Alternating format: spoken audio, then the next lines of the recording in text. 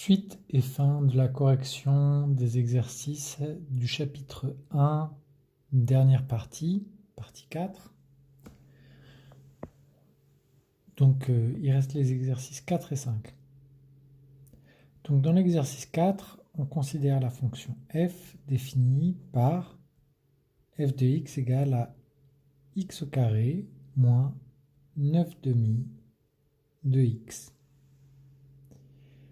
Et on me dit que un est la suite définie par un égale à f de n, c'est-à-dire en fait, c'est pas la peine de faire des mystères, hein.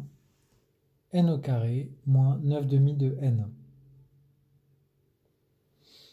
Alors, première question, dresser le tableau de variation de la fonction f. Alors, j'ai au moins deux moyens de faire ça. J'ai les techniques du second degré avec forme canonique, alpha, bêta. Mais depuis qu'on a fait de la dérivation, on sait que c'est franchement plus pratique quand même, c'est plus général, plus systématique. Donc on va commencer par calculer f' de x. Ça fait 2x moins 9 demi. Et donc je vais essayer d'étudier le signe de f' de x pour en déduire les variations de f. Alors f' de x, on voit que c'est une fonction affine avec un coefficient directeur qui vaut 2. Donc c'est une fonction croissante. Fonction affine croissante, c'est-à-dire que sa courbe représentative est une droite qui va couper l'axe des abscisses à une abscisse qu'il faudrait déterminer, mais pour trouver cette abscisse, on va résoudre 2x moins 9 demi égale à 0.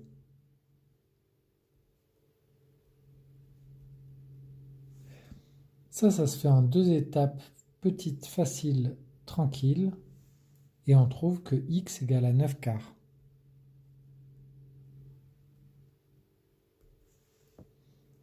« 9 quarts, ça fait 2,25. Hein, mais bon, c'est 9 quarts. Ok, donc le signe de f' de x est moins 0 plus changement de signe en 9 quarts. Allez hop.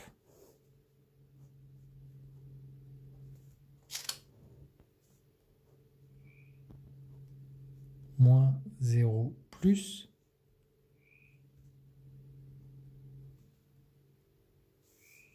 changement de signe en 9 quarts. Du coup pour f ça descend et puis ça monte.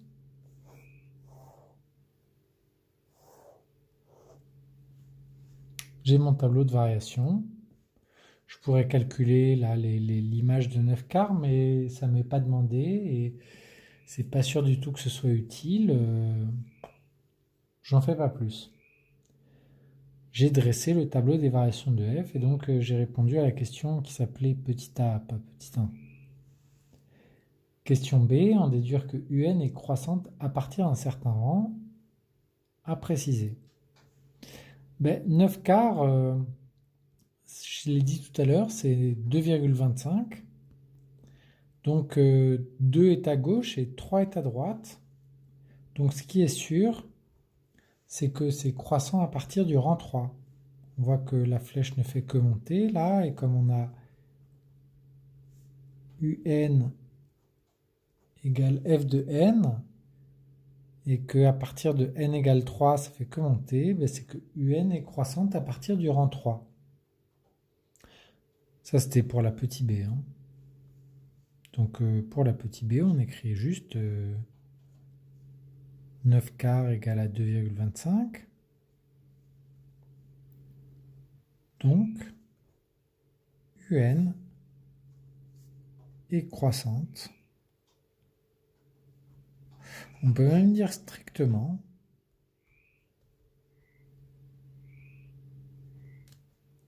à partir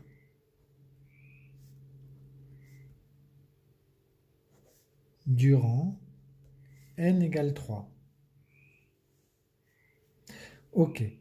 Ça n'empêche pas que l'image de 2 pourrait être encore plus basse que l'image de 3. On ne sait pas trop, hein. Il n'y a plus qu'à vérifier. C'est l'objectif de la question C, comparer U2 et U3. Pas exactement, hein, d'ailleurs, c'est pas ce qu'on nous dit, hein. Mais bon. Je vais introduire une question entre la question B et C et je vais juste calculer U2. U2, c'est 2 au carré moins 9 demi fois 2. U3, c'est 3 au carré moins 9 demi fois 3. Bien. Le premier calcul, ça fait 4 moins 9 moins 5. Le deuxième calcul, ça fait 9 moins... Alors, ça fait 27 demi, ça. La moitié de 27, c'est 13,5. Donc, 9 moins 13,5, ça fait moins 4,5. Et voilà, je m'aperçois que U2 est plus petit que U3. Hein? Alors là, je peux dire, ben c'est sûr, en fait, c'est mieux que à partir du rang 3. Je peux dire que UN est croissante à partir du rang 2 parce que pour aller de U2 à U3, on monte. Hein? Il restait juste une question. 9 quarts, c'était 2,25. On est sûr qu'on monte à partir du rang 3. Est-ce qu'on peut améliorer en disant oui, oui, mais en fait, le critère qu'on a appliqué n'est pas suffisant pour comparer entre U2 et U3. On va faire le calcul explicite. Voilà, je fais U2 c'est moins 5, U3 c'est un peu plus haut, donc en fait c'était croissant à partir du rang 2. Alors on va faire la méthode proposée par la question C pour retrouver le même résultat en faisant UN plus 1 moins UN égale.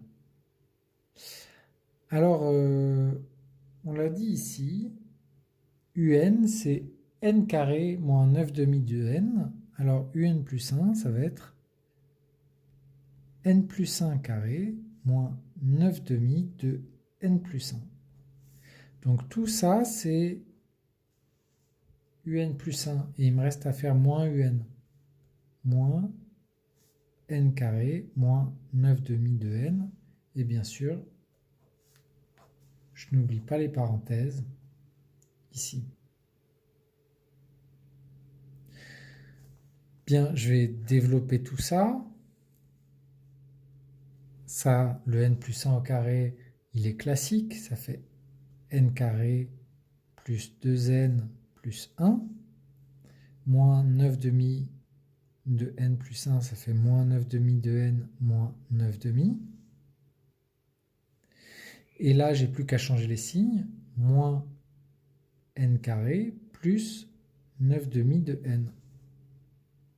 Je vois qu'il y a quelques petites simplifications. Les n carrés s'en vont. Et même les 9 demi de n s'en vont. Il reste tout pile 2n plus 1. Moins 9 demi.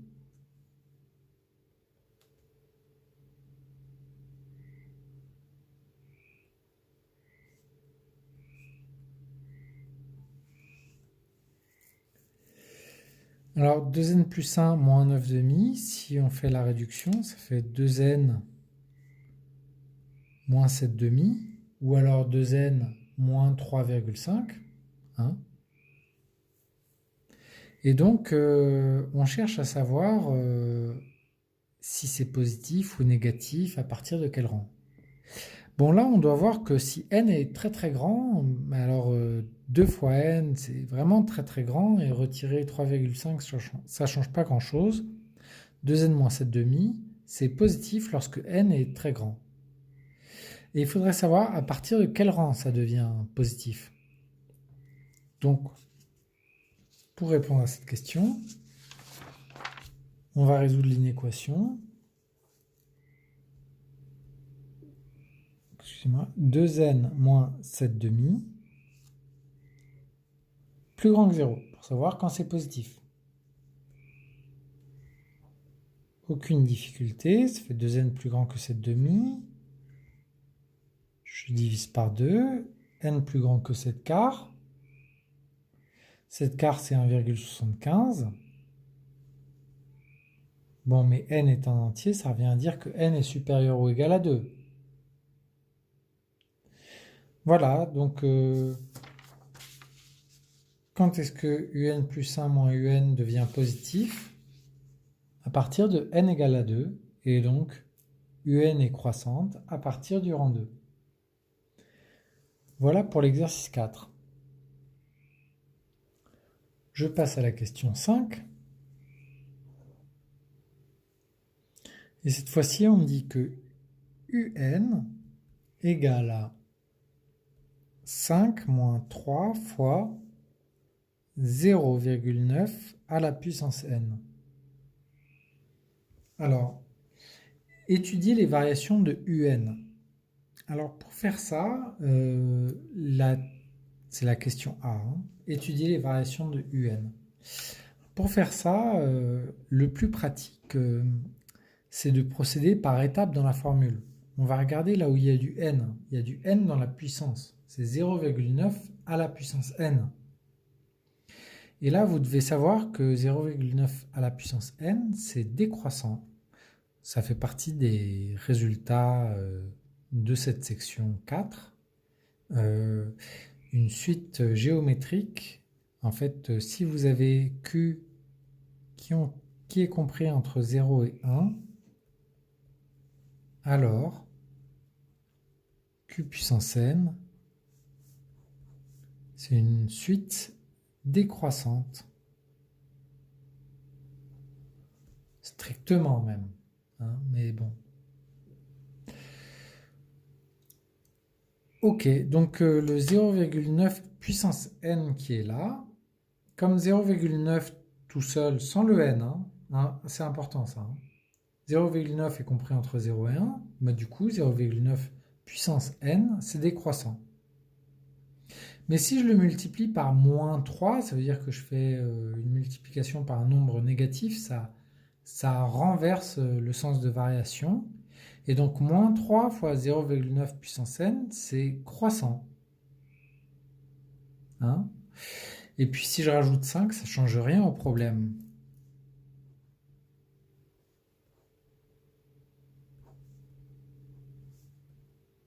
Et donc un est croissante. Et je peux même dire strictement. Déterminer la limite de un. Donc ça, j'ai dit que ça faisait partie, dans le cours, j'ai dit que ça faisait partie des rares cas où vous deviez connaître la limite.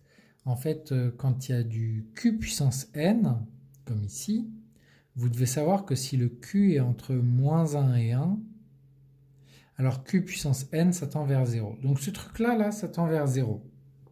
C'est bien simple, ça veut dire 0,9, pensez à 90%, d'accord?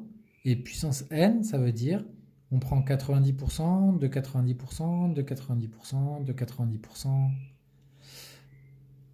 90%, ça beaucoup, ça finit par tendre vers 0. C'est beaucoup plus clair si je vous dis, je prends la moitié, de la moitié, de la moitié, de la moitié. On tend très vite vers 0. Le principe est le même. On tend un peu moins vite vers 0, mais c'est essentiellement la même chose. 0,9 puissance n tend vers 0. Donc je multiplie par moins 3, ça tend toujours vers 0. Puis si je rajoute 5, ça tend vers 5. Comment rédiger ça? Alors, on peut dire 0,9 est compris entre moins 1 et 1. Et ça peut s'écrire comme ça. Sa valeur absolue est plus petite que 1. Être compris entre moins 1 et 1, ça veut dire qu'en valeur absolue, on ne dépasse pas 1. La valeur absolue, c'est dire quel que soit le signe. Bien, donc c'est compris entre moins 1 et 1, la raison, le 0,9. Donc, 0,9 puissance n, ça tend vers 0.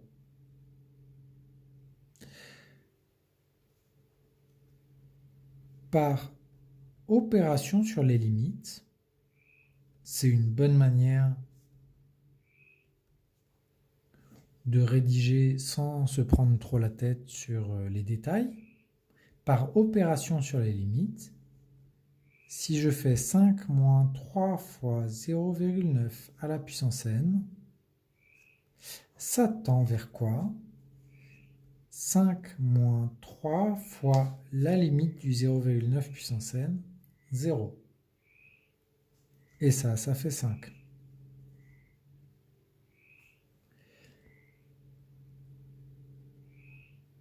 Voilà pour la question B. Il me reste la question C. Déterminer le rang à partir duquel valeur absolue de 5 moins un est plus petit que 0,01. Alors, cette question-là, je sais bien qu'elle est pleine de pièges, hein, mais ce n'est pas des pièges méchants. Là, il y a marqué valeur absolue.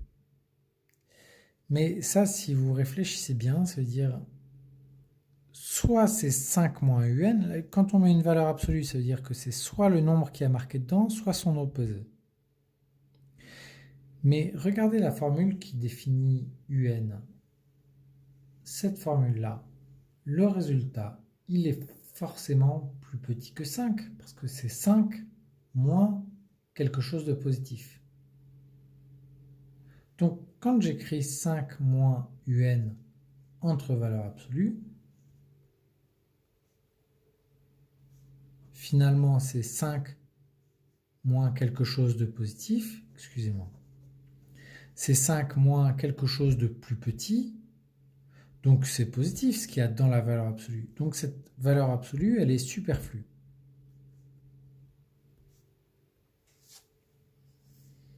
Ensuite, un, qu'est-ce que c'est? Je vais le remplacer par cette formule.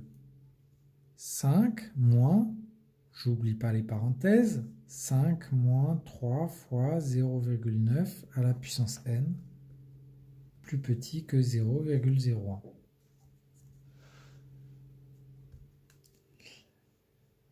Si je me débarrasse, là, je vais le faire en une seule étape, hein, donc ça va faire 5 moins 5 plus 3 fois machin. Et le 5 moins 5 s'en va. Et donc il reste 3 fois 0,9 à la puissance n, plus petit que 0,01.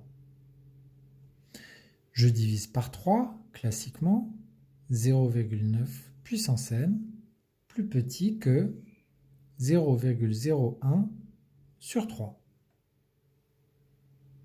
Ah, il reste à savoir faire ça. Alors pour répondre à cette question, quand on en est rendu là, trouver la plus petite valeur de n telle que 0,9 puissance n soit plus petit que 0,01 puissance 3, je peux utiliser la calculatrice et à vrai dire, pour la calculatrice, c'est peut-être encore plus simple d'utiliser la ligne du dessus. Parce que 0,01, c'est plus facile à voir comme résultat que 0,01 divisé par 3. Ok, je vais me référer donc à cette ligne-là et je vais regarder quand on passe en dessous .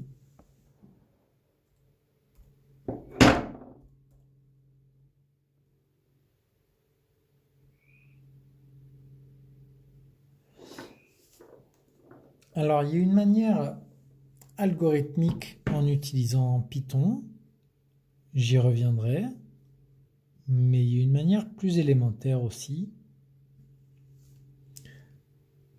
C'est en utilisant sa calculatrice,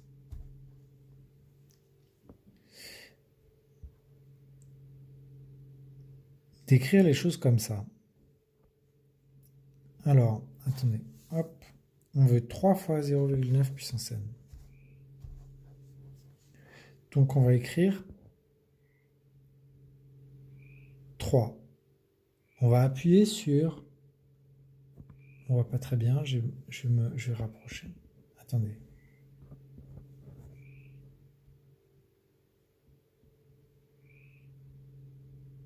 C'est pas mieux.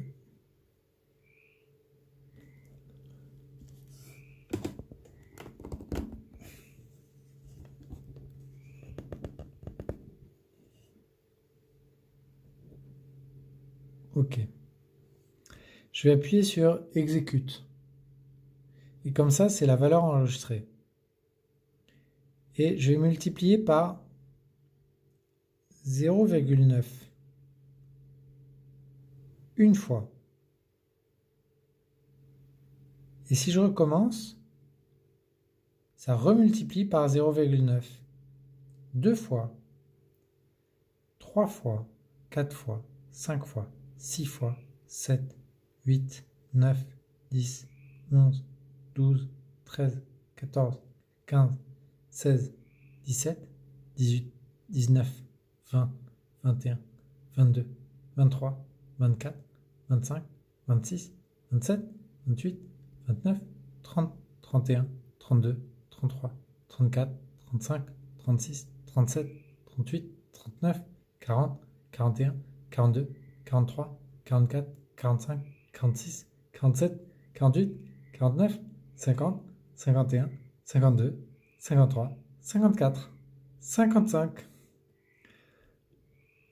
Eh ben j'avais oublié que c'était aussi long. Mais voilà. C'est là qu'on se rend compte que c'est quand même plus pratique d'utiliser l'algorithmique pour trouver cette réponse. J'ai dû appuyer 55 fois. Ça veut dire que la plus petite valeur de n pour laquelle on passe en dessous de 0,01, c'est n égale à 55. Donc pour ce genre de questions, évidemment, je n'ai besoin d'aucune justification. Si je suis capable de le faire, j'ai pas trouvé n égale à 55 par hasard. Et donc j'ai juste à l'écrire.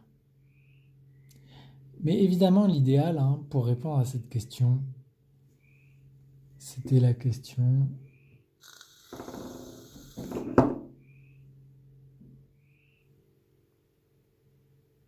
Bref, la dernière, la question C. Le rang n à partir duquel on a l'inégalité, c'est n égale à 55. Pour répondre à cette question, l'idéal, c'est quand même d'utiliser un algorithme. Mais ça, on y reviendra plus tard. Voilà.